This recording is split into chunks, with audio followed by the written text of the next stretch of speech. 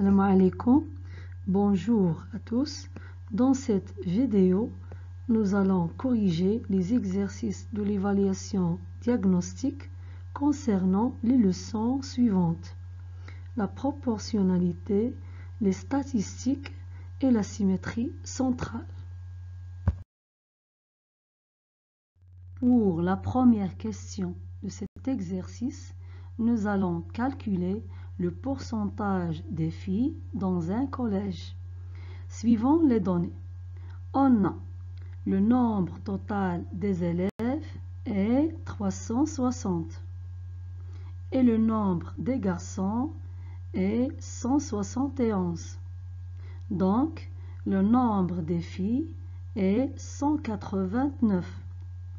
C'est le nombre total des élèves moins le nombre des garçons, c'est-à-dire 360 moins 171. Dans ce cas, on dit qu'il y a 189 filles sur 360 élèves. Alors, la fréquence en pourcentage des filles est 189 fois 100 divisé par 360. On obtient 52,5%. Donc, dans ce collège, 52,5% des élèves sont des filles.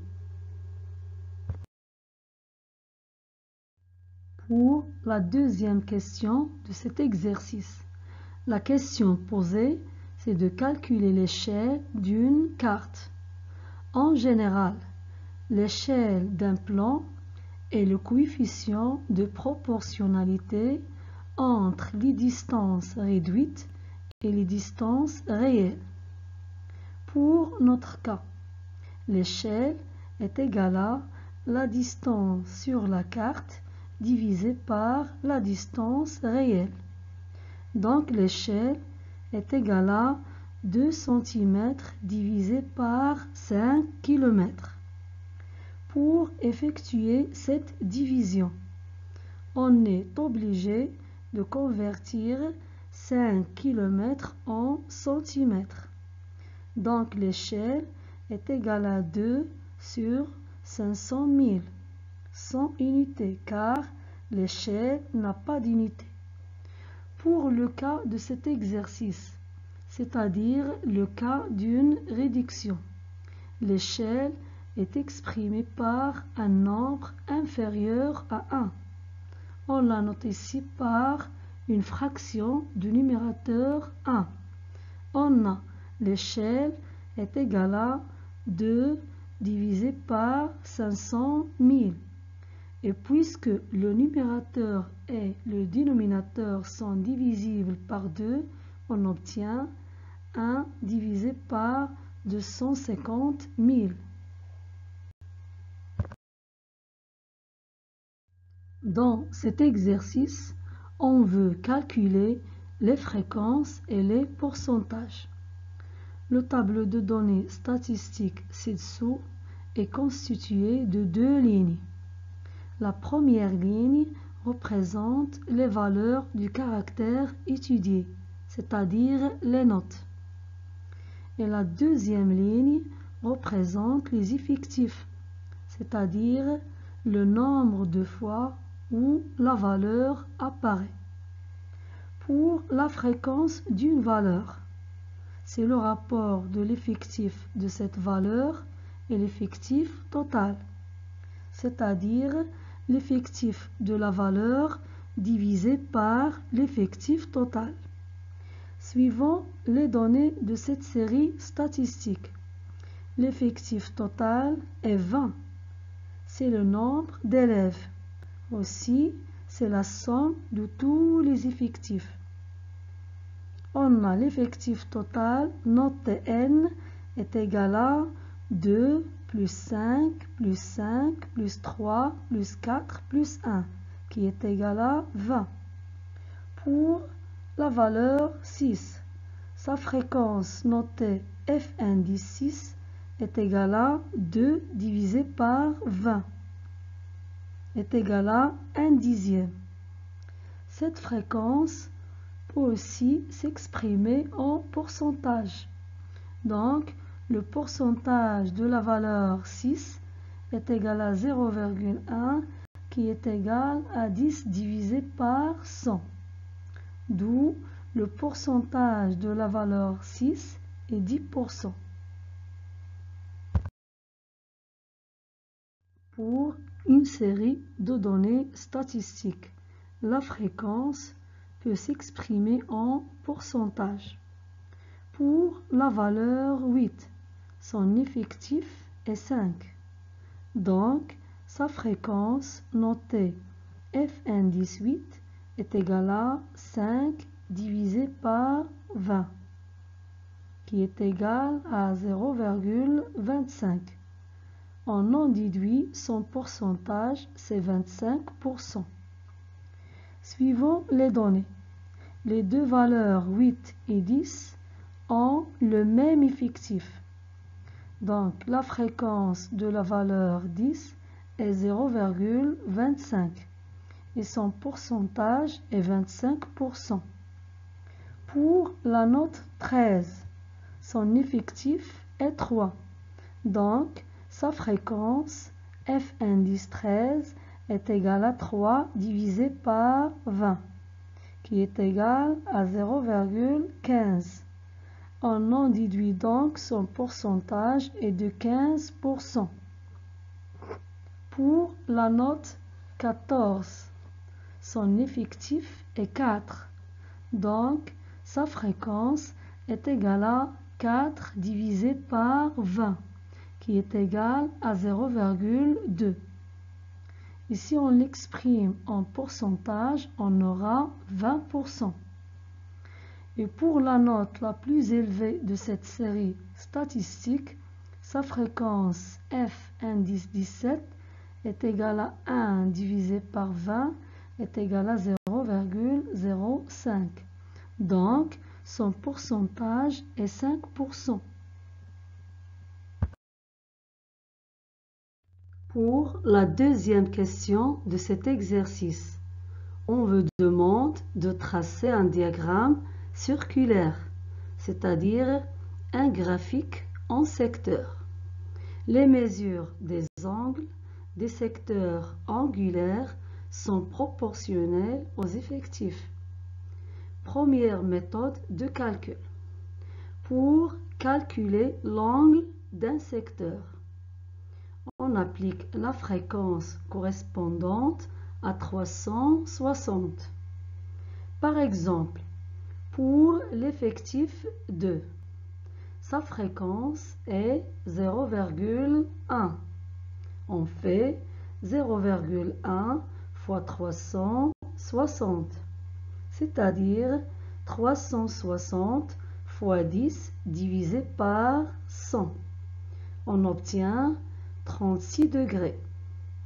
Et pour l'effectif 5, on fait 0,25 fois 360, c'est-à-dire 25 fois 360 divisé par 100. On obtient 90 degrés. Donc, on obtient l'angle en degrés en multipliant la fréquence par 360. Voir le tableau des fréquences. De la même façon précédente, on calcule les angles en degrés pour les valeurs 13, 14 et 17, c'est-à-dire en multipliant la fréquence de chaque valeur par 360. Pour la valeur 13, on obtient 54 degrés. Pour la valeur 14, on obtient 72 degrés. Et pour la valeur 17, on obtient 18 degrés. Pour la deuxième méthode, on calcule les angles en dressant un tableau de proportionnalité. Suivons ce tableau de données statistiques. L'effectif total 20 correspond à un angle de 360 degrés.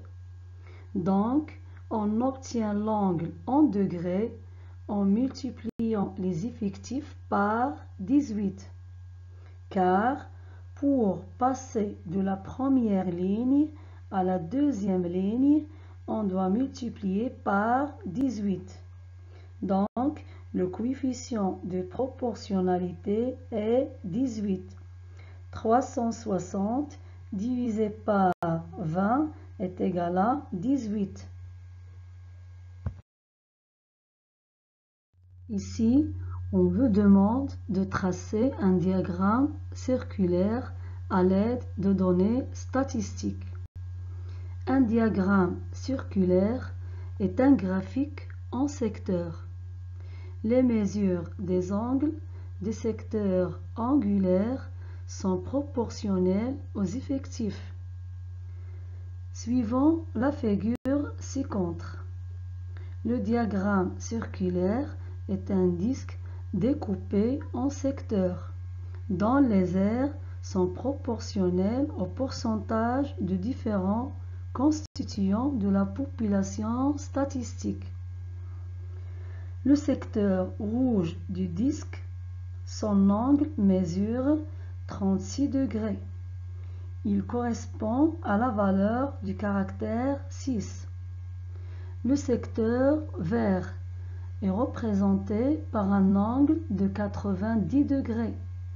Ce secteur correspond aux deux valeurs 8 et 10.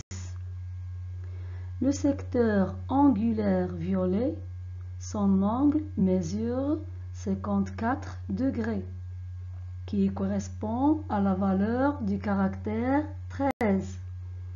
Le secteur angulaire jaune, son angle mesure 72 degrés. Il correspond à la valeur 14. Et le secteur angulaire bleu, son angle mesure 18 degrés. Ce secteur correspond à la valeur du caractère 17. Voir le diagramme circulaire. Pour l'exercice 6, ABC est un triangle, tel que l'angle ABC mesure 60 degrés, et le point I est le milieu du segment AC. Voir la figure ci-contre. Suivons les données de l'exercice. On a le point D et le symétrique de B par rapport à I. Entre parenthèses, ici on a une symétrie centrale. Puisque le point D est le symétrique de B par rapport à I, alors le point I est le milieu du segment BD. On a I est le milieu du segment AC. Encore I est le milieu du segment BD. Puisque les diagonales de ABCD ont le même milieu I, c'est-à-dire les deux diagonales AC et BD ont le même milieu, alors le quadrilatère ABCD est un parallélogramme. Pour la troisième question de cet exercice, on veut calculer la mesure de l'angle DAB. D'après la question précédente, le quadrilatère ABCD est un parallélogramme. Donc, la somme de la mesure de ces deux angles consécutifs est 180 degrés. C'est-à-dire la mesure de l'angle DAB plus la mesure de l'angle ABC est égale à 180 degrés. On écrit DAB plus ABC est égal à 180 degrés. Suivons les données. On a ABC, c'est-à-dire l'angle B, est égal à 60 degrés. En remplaçant l'angle ABC par sa mesure, on obtient DAB est égal à 180 degrés moins 60 degrés, d'où DAB est égal à 120 degrés.